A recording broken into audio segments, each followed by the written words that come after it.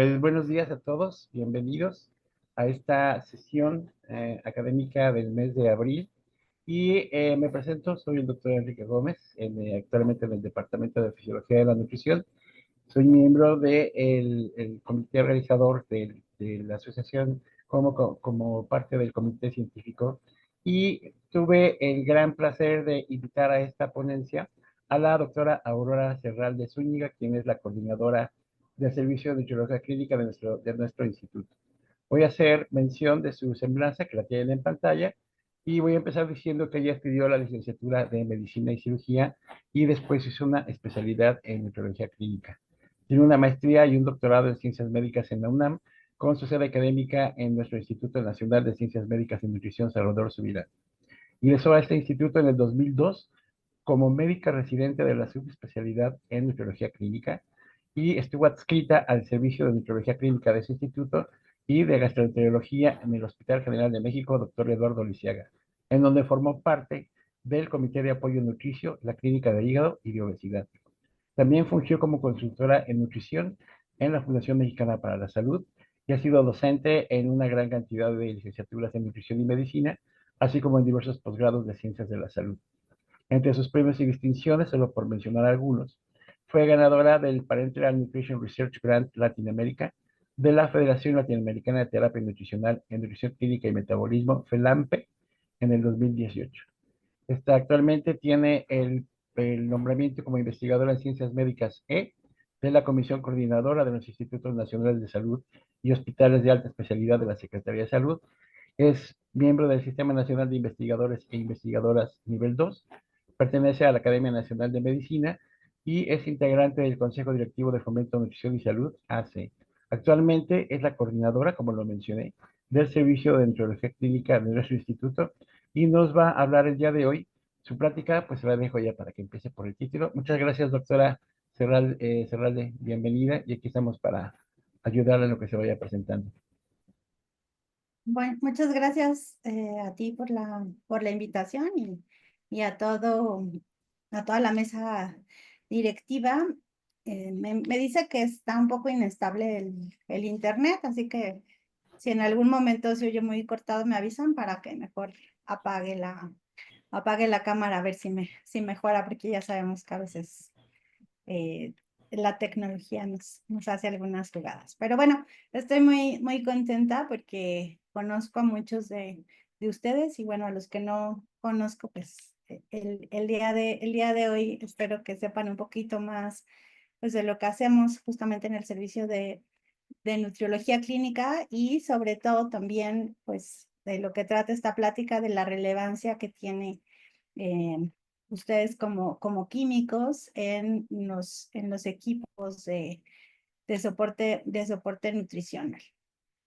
Y bueno, antes que nada, pues les presento al equipo de nutriología clínica.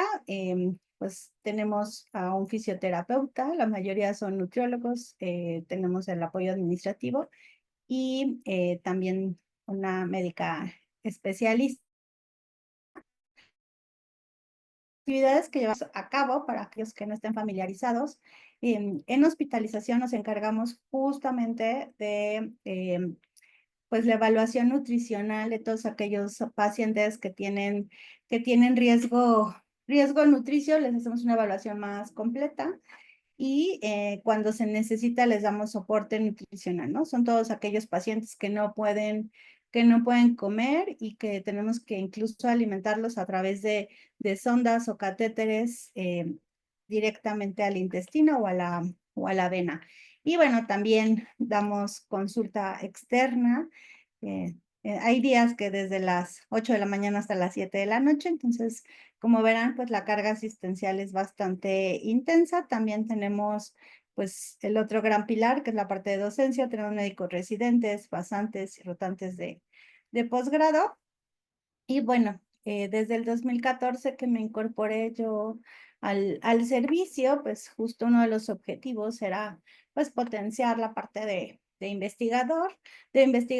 Somos dos investigadoras en ciencias médicas, que junto con, pues, otros adscritos y algunos alumnos de posgrado, pues llevamos a cabo los proyectos justamente de investigación del servicio. Y bueno, ya para dar inicio a la plática, nada más me gustaría pues recordar la relevancia que ha tenido pues en la evolución del humano, justamente el poder modificar los alimentos. Sabemos que justamente el fuego tuvo un papel muy importante en que pudiéramos pues consumir y aprovechar de una manera diferente la carne, que fue, como sabemos, el detonante de que nuestros cerebros pues aumentaran de volumen y se potenciara pues toda la capacidad del ser humano. Entonces, ¿por qué se los quiero poner? Porque justamente, y ustedes lo sabrán mejor que yo, pues esta modificación en las proteínas y esta utilización y al finalmente este proceso químico fue el que hizo que estemos en este momento como estamos, ¿no? Además, pues en la parte de gastronomía, a partir de ahí, pues ha habido una gran evolución y lo vemos aquí en este recorrido que afortunadamente pues muchos podemos gozar de muchos de estos alimentos, muchos otros pues ahora los estamos pues a lo mejor limitando porque hemos abusado de su consumo, pero bueno, ha permitido que tengamos acceso a diferentes formas para alimentarnos.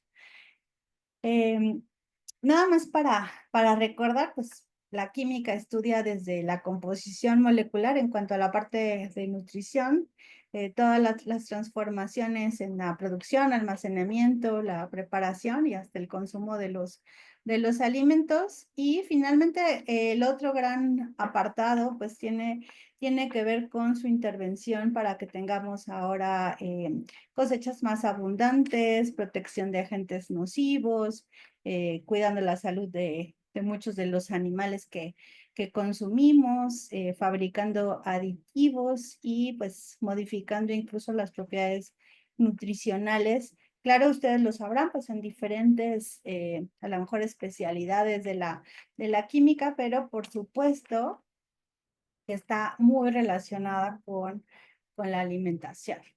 Nada más también para recordar, la alimentación es cómo los nutrimentos los vamos a llevar a nuestro cuerpo, ¿no? Todos estos procesos biológicos, psicológicos, incluso sociológicos, por los cuales tenemos esta ingestión de alimentos. Ahorita ya les decía que, pues obviamente lo más frecuente es que lo hagamos a través de la vía oral, pero incluso podemos dar estos nutrimentos directamente a la avena. Y vemos en este esquema ya lo que finalmente va haciendo el cuerpo con estos nutrimentos al digerirlos y absorberlos, ¿no? A través de los diferentes segmentos del tubo digestivo vemos cómo llegan como justo polímeros y se van rompiendo, digo, en el caso de las proteínas, a dipéptidos, tripéptidos, finalmente aminoácidos, y cómo se absorben para llegar al torrente sanguíneo. Se mezclan aquí, digo, es un dibujo muy simpático que nos ilustra justamente cómo llega la bilis, las enzimas pancreáticas y sigue la digestión. Y en el colon, finalmente, además de que se absorbe agua, electrolitos, pues también las bacterias sabemos que van a utilizar esta fibra también para producir ácidos grasos de cadena corta, que sirve como nutrimentos para los colonocitos, se producen algunas vitaminas y finalmente pues se produce la materia fecal. ¿Cómo el organismo utiliza estos nutrimentos? Es lo que realmente sería la nutrición. A veces lo usamos como sinónimos, pero bueno, quise mencionarlo porque a veces es una forma pues equivocada que lo utilizamos, ¿no? Y todas estas interacciones que ya ocurren entre el huésped, los nutrimentos, nuestro genoma y la microbiota intestinal, pues es lo que al final pues va a condicionar el estado de nutrición. Antes que nada, me gustaría comentarles que justamente la química, desde que yo iba en la secundaria, era mi materia favorita. De hecho, estuve así a punto de estudiar química, más relacionada también con los alimentos. Entonces, pues, si ven, la vida nos va ahí acomodando, en donde nos gustaba siguiendo nuestros instintos. Cuando entré a medicina, pues, también me gustó mucho la bioquímica, y pues vemos aquí pues muchas de las reacciones que nos permiten pues estar vivos, tener energía, y que pues creo que no necesitarán mayor explicación, pero pues básicamente es como estos nutrimentos pues son utilizados por nuestro cuerpo para este fin. Y cuando hablamos de la dieta saludable, por supuesto que también es cuestión de química, ¿no? Hace un rato les comentaba lo importante que es la microbiota, y cómo, dependiendo de lo que nosotros comamos y de estas interacciones, ¿no? Hace un momento les comentaba de la fibra que al servir como alimento para estas bacterias, pues lo conocemos como un prebiótico, y va a cambiar también el tipo de bacterias que tenemos dependiendo de los alimentos que consumimos, ¿no? Entonces, por eso, pues siempre la recomendación de incrementar el consumo de frutas, de verduras, de cereales integrales, ¿no? Leguminosas, que son las lentejas, las habas, los garbanzos, y disminuir pues el consumo de alimentos ultraprocesados, específicamente pues ya sabemos los embutidos, o disminuir el consumo de carnes rojas, ya que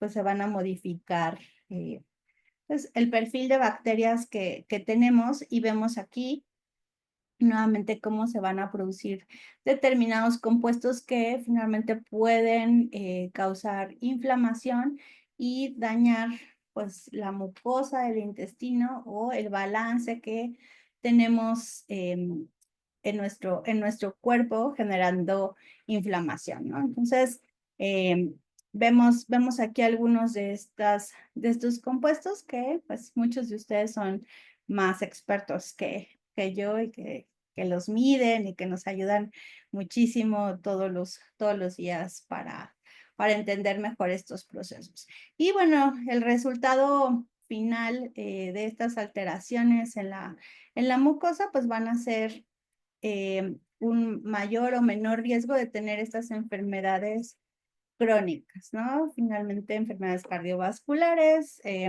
infarto, y entre muchas otras, ¿no? Algunas autoinmunes, algunas neoplasias, etcétera. Y aquí lo que les quería mostrar es, en el caso específico de la manifestación en el hígado de eh, esta gran epidemia que tenemos ahora de obesidad, y que la manifestación en el hígado pues es que se empieza a acumular justamente la grasa, y que muchas veces a través de la famosa dieta mediterránea, pues hay como muchísima evidencia de que puede disminuir la inflamación, y por lo tanto, pues también las manifestaciones clínicas de este daño que ocurre, que no nada más es el acúmulo de grasa, sino que sabemos que esta inflamación y finalmente la fibrosis que puede condicionar, pues es lo que nos lleva a tener mayores complicaciones clínicas. Pero aquí lo que quise ponerles nuevamente, pues es realmente estos compuestos activos, ¿no? Todos sabemos que la dieta mediterránea, pues incluye pescado, que tenemos aquí el vino tinto, ¿no? Las nueces, las frutas, las verduras, y el aceite de olivo, que es tan importante. Pero cuando ya vemos cuáles son los compuestos realmente activos, pues tenemos aquí la fibra, los flavonoides, ¿no? Los carotenoides, y entre otros, que al final son los que van a modificar los procesos bioquímicos que ocurren en el hígado, disminuyendo pues la producción de grasa, incrementando su oxidación, disminuyendo la resistencia a la insulina, el estrés oxidativo, la inflamación y la fibrogénesis. Entonces, nuevamente vemos cómo los alimentos pero específicamente algunos de estos compuestos activos, que son los que van a afectar estos procesos, son los que pueden modificar también pues una patología o el curso clínico de una enfermedad. Y aquí arriba, pues resumido lo que incluye, ¿no? La dieta mediterránea, que es pues incrementar los aceites vegetales, disminuir las grasas, que sean más carnes blancas, agua, frutas, verduras en lugar de ultraprocesados.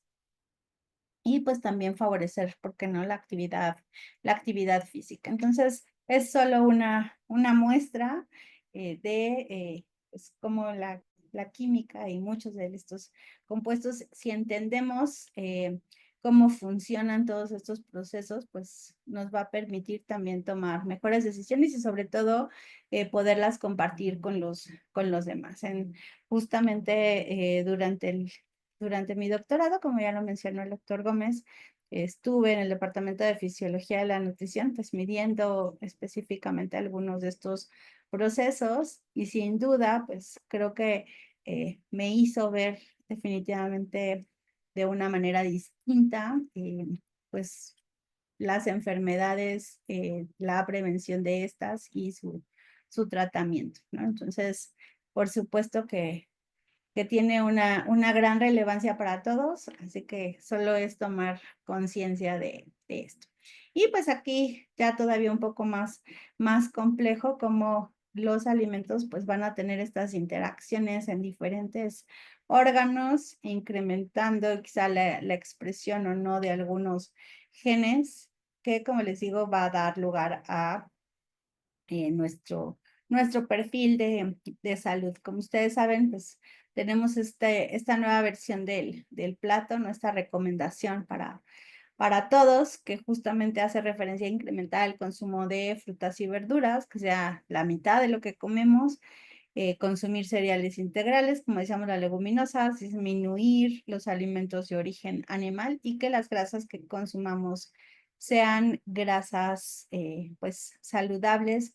Vemos aquí pues grasas vegetales o monoinsaturadas como el aguacate, como algunas semillas y por supuesto el consumo de agua simple.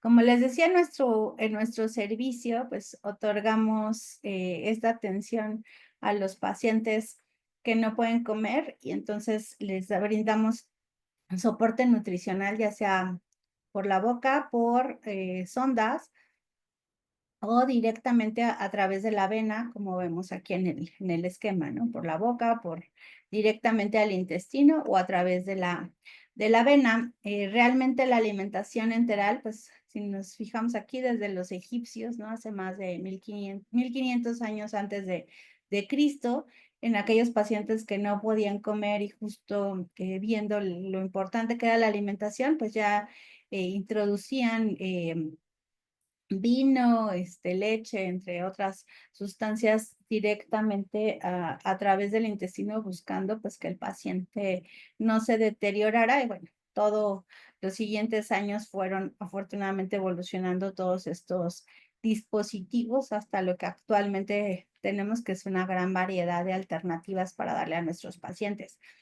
En el caso de la alimentación parenteral, pues es mucho más nueva, porque primero tuvieron que desarrollarse pues investigaciones para identificar todo el sistema circulatorio, eh, aunque se intentaba o se sabía que sería bueno alimentar a los pacientes, pues no se tenían los dispositivos para introducir estas sustancias dentro del cuerpo, entonces también todo eso se tuvo que desarrollar y cuando se empezaron a hacer las pruebas para darle de comer, pues primero en animales, pues muchos de ellos pues fallecían porque se introducían realmente los nutrimentos intactos que por supuesto pues causaban muchas complicaciones a los pacientes y cuando se llegaban a administrar, que incluso se llegó a hacer, no siempre fueron como las pruebas primero en los animales y como vemos realmente con éxito fue hasta la década de los años 60, cuando el doctor Dudrik fue el primero en llevar a cabo esta infusión de nutrimentos, primero en unos perritos, y justamente cuando estos perritos no solo no fallecieron, sino que además crecieron de igual forma que los que estaban alimentados por vía oral. Entonces dijeron, ok, es exitoso y ahora sí lo vamos a poder probar en humanos. Y fue la primera vez que se pudo alimentar a alguien directamente a la avena. Además, pues es bastante complicado, como se pueden imaginar, pues el poder combinar los el agua y el aceite, ¿no? Y entonces, originalmente, pues solamente se administraban aminoácidos y dextrosa, y posteriormente ya se pudieron incluir también los lípidos dentro de esta mezcla, y tenemos actualmente pues una bolsa que contiene todo, ¿no? Tiene lípidos, tiene proteínas, bueno, en forma de aminoácidos, y tiene hidratos de carbono en forma de dextrosa. Entonces, es realmente pues un caso muy exitoso de la tecnología y cómo podemos ayudar a nuestros pacientes con esta alternativa terapéutica. Entonces, para todos aquellos que nos dedicamos al soporte nutricional, pues lo vamos a brindar justamente en aquellos pacientes que no pueden comer por la boca o que no puede administrarse por el intestino el alimento, o que no logramos cubrir sus requerimientos, ¿no? Entonces, es importante resaltar que tenemos pacientes que prácticamente no tienen intestino, que tienen un intestino corto, y que inclusive pues van a requerir de este tratamiento pues de por vida, ¿no? Se puede administrar inclusive en su casa, y pues solo ingresan al hospital cuando llegan a tener alguna complicación y vuelven a egresarse a su casa. Entonces, quiero que quede súper claro pues la gran relevancia de este tipo de tratamiento. Y bueno, las mezclas que se llevan a cabo actualmente en el instituto, pues justo se hacen en la farmacia y por químicos, todavía de forma manual, pero tenemos en en otros lugares del mundo, ¿no? Sistemas ya automatizados que permiten hacerlo pues más rápido. No siempre, como ven, son las mismas condiciones también de higiene, y esto está relacionado también con algunas complicaciones que veremos más adelante. Ya desde hace también algunas décadas tenemos estas bolsas listas para usar, que ya traen estos tres nutrimentos de forma separada, y antes de que se administren a los pacientes, se activan, se rompen estos sellos con un poco de presión, y queda también pues la bolsa con todos los nutrimentos listos. Estos son los perritos que, como les decía, el doctor Dudrik alimentó. Aquí tienen su alimentación parenteral, y bueno, vio que además de crecer, pues, bueno, primero no se murieron, y además crecieron pues prácticamente igual cuando se alimentaban por vía oral o por vía parenteral, y entonces ahora sí ya lo hizo en esta bebé. Y es importante, pues este primer equipo de multidisciplinario que incluyó justamente un químico, una enfermera y un médico, y la Sociedad Americana de Nutrición Enteral y Parenteral, que justamente el doctor Dudrik fundó. Tiene incluso un premio para reconocer aquel farmacéutico que haya realizado contribuciones para tener prácticas seguras de nutrición parental. Entonces, nuevamente, pues para que vean la gran relevancia que tienen ya desde hace algunas décadas en la participación dentro de estos equipos. Incluso, pues la participación de los químicos fue primero que de los dietistas o de los nutriólogos, que en realidad pues es algo mucho más nuevo, como vemos aquí, hasta posteriormente se incorporaron, y ya desde 1975 pues existen reportes de la relevancia de interactuar, ¿no? Entre los diferentes profesionales de la salud. Y todo esto, pues, lo hacemos para mejorar, obviamente, los resultados de nuestros pacientes, los desenlaces, ¿no? Disminuir las infecciones, disminuir la mortalidad, la estancia hospitalaria y, por supuesto, los costos que, pues, a todos nos importan mucho en todas partes del mundo, pero yo creo que ahora más en México, tenemos que cuidar mucho de nuestros recursos. Entonces, los químicos farmacéuticos, específicamente aquellos que se dedican más a la clínica, pues van a tener estos conocimientos básicos. Muchos de ellos, pues obviamente se van especializando en este tipo de cosas, ¿no? Para poder apoyarnos justamente a los equipos de apoyo nutricio y junto con los otros profesionales que, como les decía, los nutriólogos, las enfermeras y los médicos, pues formamos estos equipos que podemos ayudar a nuestros pacientes.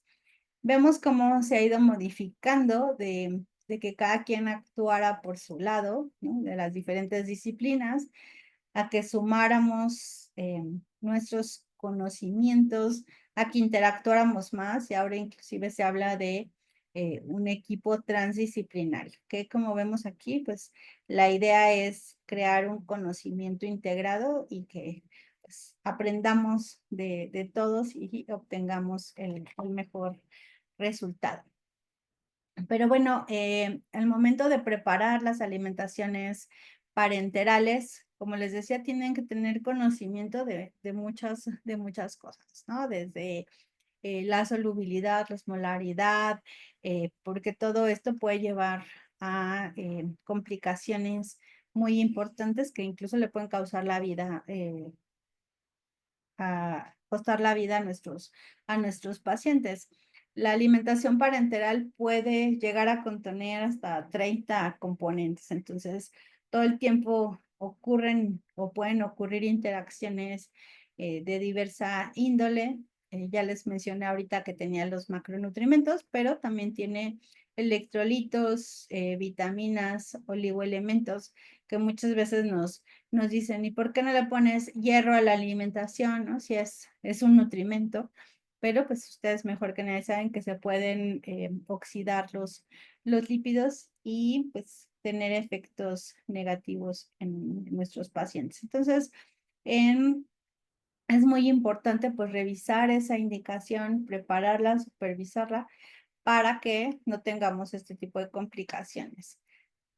Si bien tenemos aquí algunas sugerencias en cuanto a los electrolitos por kilo de peso, pues esto es muy variable porque depende si el paciente tiene un diurético y está perdiendo más potasio, si tiene una sonda y está perdiendo más sodio, una fístula, un medicamento que esté haciendo que orine más magnesio, etcétera, ¿no? O tiene una enfermedad renal crónica y entonces tiene los electrolitos elevados. Entonces, todo esto hace que pues nuestras prescripciones pues sean muy dinámicas y pues basadas en lo que tenemos disponible en las instituciones, ¿no? Los electrolitos que tenemos en el hospital, pues obviamente no vamos a tener todos los tipos de sales, pero dependiendo de lo que necesite nuestro paciente y tengamos disponible, pues iremos haciendo la elección para poder hacer las prescripciones. Y algo súper importante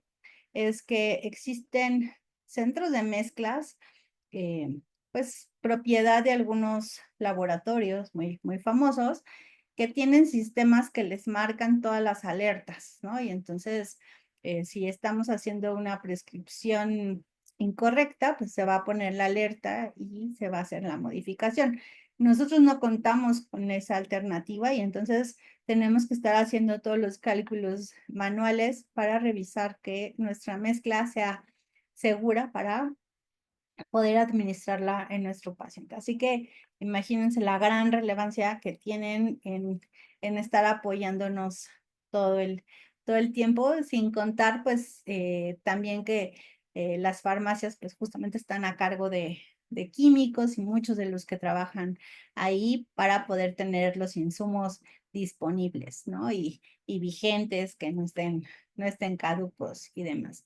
Las normas de preparación, nuevamente, pues tienen un orden muy estricto, ¿no? Lo más complejo, pues, es agregar los lípidos, que son los que tienen un pH más básico y que puede haber, pues, más interacciones con eso. Entonces, será muy importante ir haciendo las mezclas de manera adecuada. Y bueno, aquí vemos unas fotos de otro centro de mezclas, pero donde la higiene con la que se lleva a cabo es fundamental, porque nada más para recordar, pues es una mezcla que va a ir directamente a la avena. Entonces, las complicaciones que están relacionadas con este tipo de tratamiento, por supuesto, son muy relevantes y tenemos que prevenirlas, conocerlas y en dado caso que se presenten, pues tratarlas oportunamente. Al necesitar un catéter que va directamente a una vena de gran calibre, pues puede haber muchas complicaciones relacionadas con la colocación de este catéter, pero bueno, esa será responsabilidad del médico que lo coloca, ¿no? El intensivista, el cirujano, el internista, el anestesiólogo, el radiólogo intervencionista. Sin embargo, pues muchas de las complicaciones infecciosas tienen que ver justo con la preparación, con que fallen los filtros que no permiten que lleguen las bacterias o los cristales en caso de que se formen al paciente, que no quede a temperatura ambiente mucho tiempo la alimentación y muchas complicaciones que pueden ocurrir metabólicas ya relacionadas justamente con la prescripción, ¿no? Si estamos dando pues una cantidad, si estamos sobrealimentando al paciente, ¿no? Dando cantidades exageradas de nutrimentos, que por supuesto causarán hiperglucemia, hipertrigliceridemia, elevación de las pruebas del funcionamiento hepático, elevación de los azuados, retención de CO2 y a largo plazo, pues estas complicaciones hepáticas, de litiasis biliar e inclusive de pérdida de la masa ósea. Y entonces es, es tan relevante tener una mezcla que sea estable, que no le pongamos demasiadas cargas positivas a través de estos electrolitos, por eso es que son los límites tan estrictos, porque lo que está los lípidos que administramos finalmente, pues es esta mezcla que va a contener fosfolípidos, ¿no? Ahí adentro estarán los ácidos grasos y el tener tantas cargas positivas, pues hace que se cambie su conformación y que se liberen estos ácidos grasos que contienen. Y entonces, pues queda, bueno, en diferentes niveles, pero al final puede quedar esta capa de aceite como si fuera un caldo de pollo, les digo yo a mis alumnas, ¿no? Que queda la grasa ahí en la parte de arriba y por supuesto esta alimentación no es segura de administrar, se tiene que desechar. Entonces, esto es lo que no debe de suceder y por eso es tan importante estar verificando pues estas concentraciones de electrolitos. No les quiero contar pues lo que implica también en costos, ¿no? Estas alimentaciones pues andarán alrededor de por lo menos 2,000 o hasta 5,000 pesos en estos centros de mezclas y entonces pues no podemos darnos el lujo de estar desechando estas nutriciones parenterales ni es una opción, por supuesto, administrarle en estas condiciones a los pacientes porque podemos causarles problemas. Y otro aspecto importante es que se pueden llegar a precipitar, ¿no? A formar estos cristales entre el fosfato y el calcio si son concentraciones altas. Lo vemos ahí en el microscopio y a veces se puede llegar a ver inclusive en los equipos. Por eso es tan importante que también se tengan filtros para que en caso de que se formen, pues no pasen a través de a los pacientes. Y vemos aquí nuevamente en estos centros de mezclas que se están verificando las soluciones que no tengan estos cristales. Respecto a las infecciones, digo, este es un reporte de Estados Unidos en donde hace algunos años habían fallecido pues, varios pacientes que al hacer la investigación pues se dieron cuenta que lo que tenían en común es que habían tenido nutrición parenteral y por eso hacen tanto énfasis en que es una mezcla muy compleja, que tienen que ser productos estériles, que es muy importante pues su compatibilidad, su estabilidad. Nosotros tenemos una norma oficial mexicana muy estricta. Sin embargo, pues no siempre se hacen tampoco las investigaciones como se debe cuando tenemos algunos problemas, ¿no? Aquí vemos en este caso de Estados Unidos, pues que se investigó y se llegó a la conclusión de que al parecer había bacterias en el agua de la llave que no se estaban esterilizando bien los insumos y que por eso se llevó a cabo este brote. En Guadalajara también hace algunos años ocurrió justo con este centro de mezclas que les digo tan importante en todo el país y también se identificó que había sido la alimentación parenteral la causante de estos problemas, inclusive pues identificando la bacteria. Y hace algunos meses, específicamente en diciembre, seguro vieron todas las noticias que en el Estado de México pues habían muerto varios bebés porque estaba la alimentación contaminada, ¿no? Incluso ya el doctor Kersenovich siendo secretario de salud y pues nuevamente eh, queda de manifiesto la relevancia que también tienen pues todos aquellos que se dedican a la preparación de este tipo de alimentaciones. Vemos aquí eh, es, específicamente algunas de las capacidades, de las competencias que deben de tener aquellos que se dedican a esta área, justamente pues para mejorar la calidad de la atención que reciben nuestros pacientes y optimizar los servicios. Y inclusive diversas sociedades pues han hecho énfasis a ver de tener todo muy estandarizado desde el momento que se hace la indicación, que se revisa al llegar a farmacia, de preferencia pues tener todo automatizado, que nosotros pues en el instituto aún no lo logramos, estar verificando el control de calidad, ¿no? La distribución y la administración, que esto ya realmente lo realiza el personal de enfermería, pero nuevamente, pues vemos aquí la importante labor de todos y algunos consejos, pues ya muy prácticos, específicamente evitando órdenes verbales o telefónicas. Checar a veces nos equivocamos de renglón, la letra no se entiende, entonces por eso es ahora tan importante que todo lo hagamos pues en la computadora, porque como saben, la letra de los médicos no es la más legible.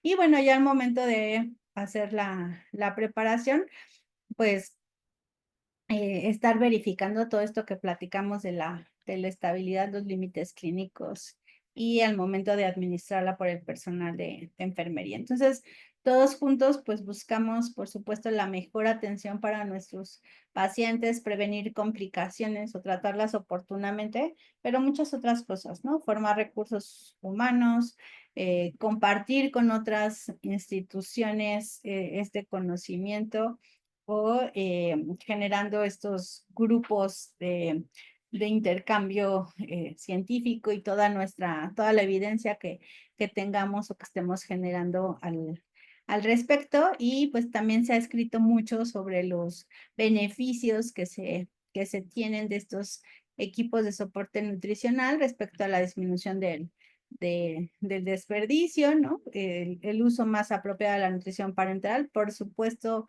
eh, el ahorro en los costos, mejoría en la atención, en los desenlaces, que se atienden mejor las diversas enfermedades, o sea, pueden interactuar realmente en muchos otros aspectos, porque, por supuesto, estas interacciones pues ocurren también cuando se consumen alimentos por vía oral con otros medicamentos o con la nutrición enteral. Realmente ahorita me estoy enfocando a la nutrición o a la alimentación parenteral, pero en realidad pues este tipo de interacciones pues pueden ocurrir incluso entre los mismos alimentos o entre los alimentos y los fármacos o inclusive con los suplementos, que por eso pues debemos tratar de limitarlos, porque a veces no solo no nos hacen bien, sino que incluso pues pueden o disminuir el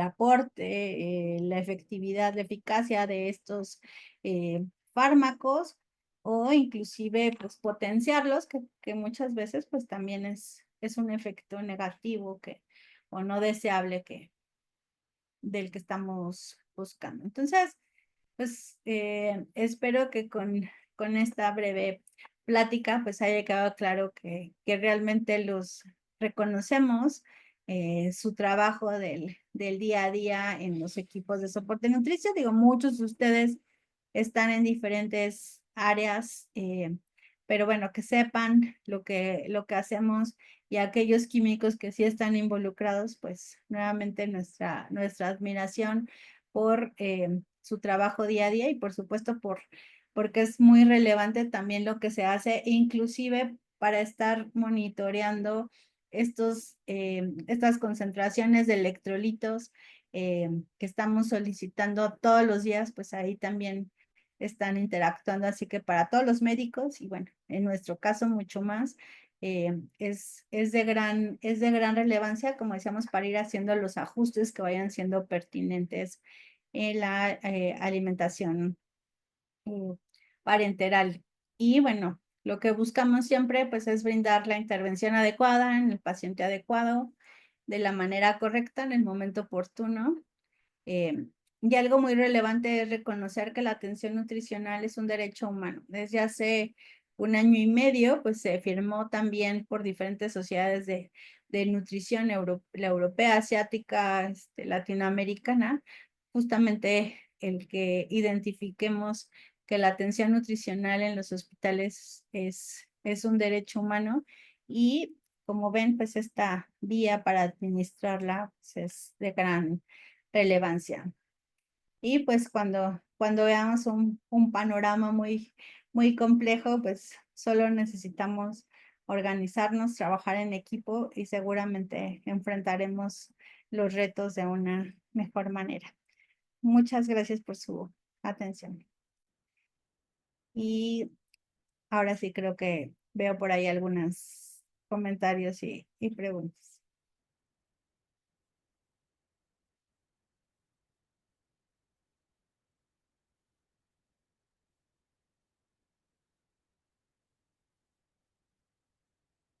Activar el audio. Hola, es que no podía conectar mi audio. Pues primero que nada, doctora, muchas gracias por la plática tan interesante, tan atractiva.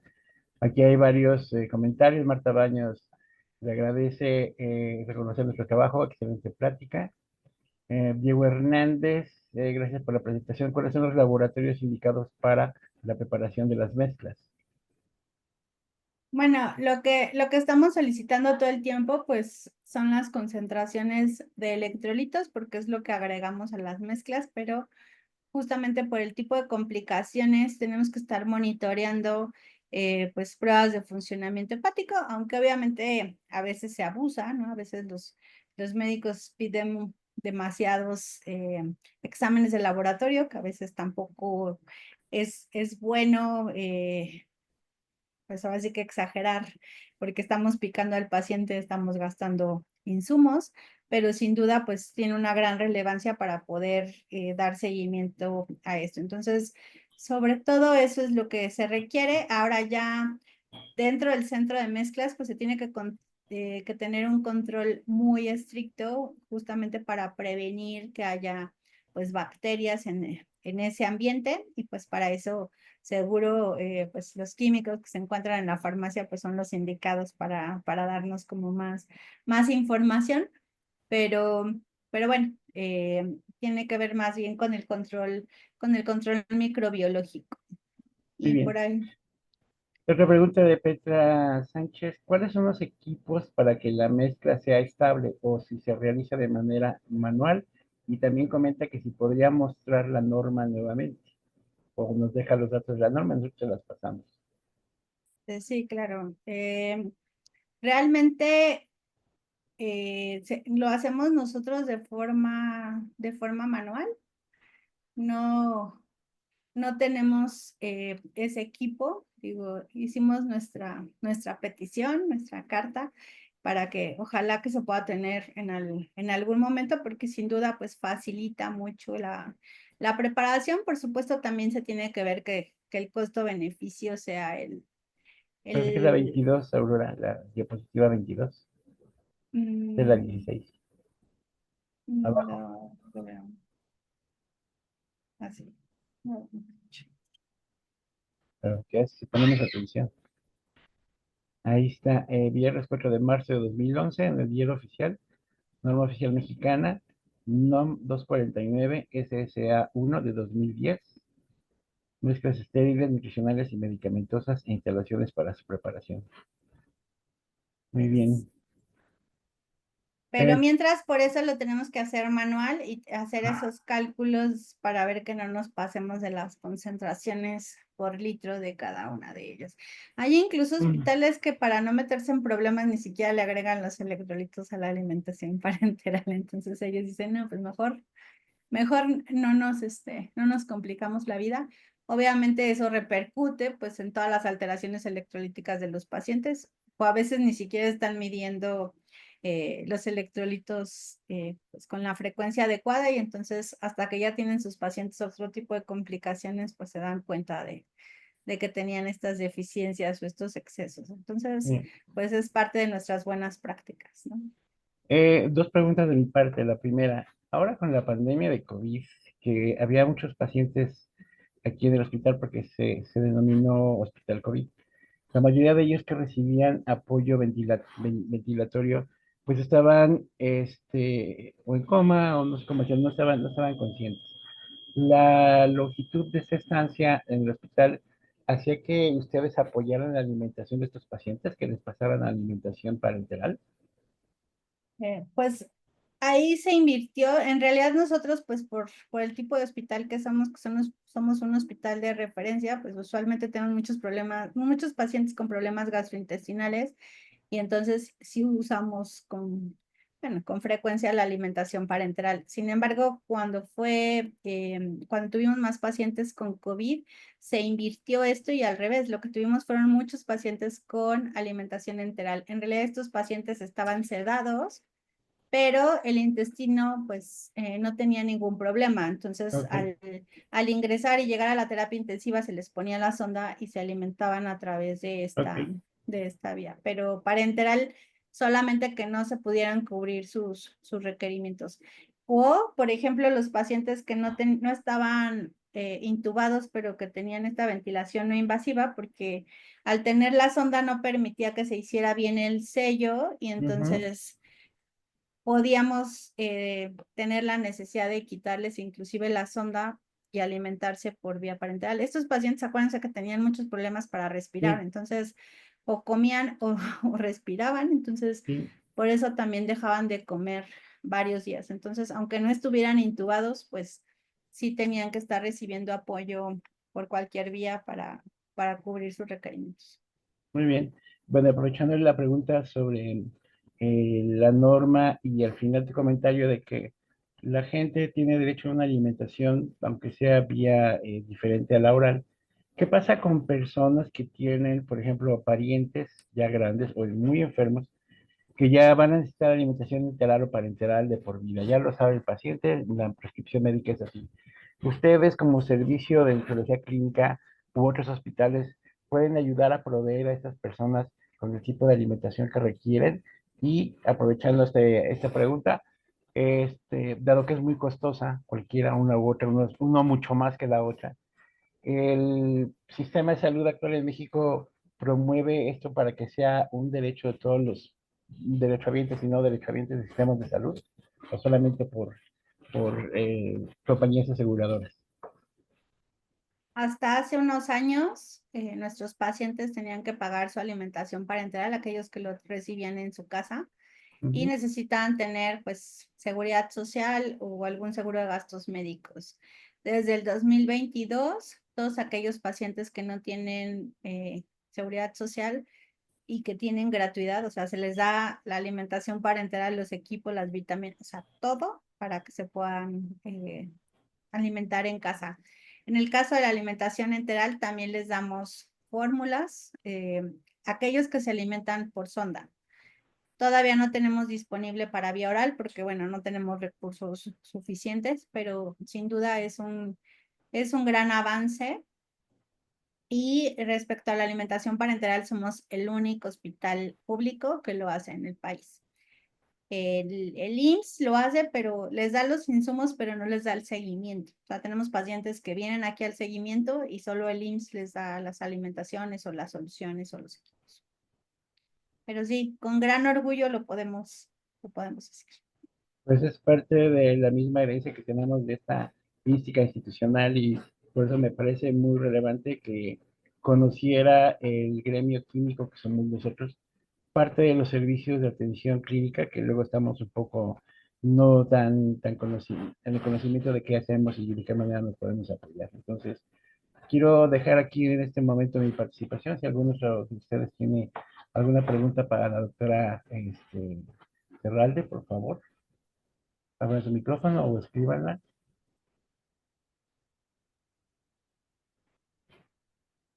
Bueno, pues aparentemente no. Doctora, muchísimas gracias por la fascinante plática. Tenemos un reconocimiento.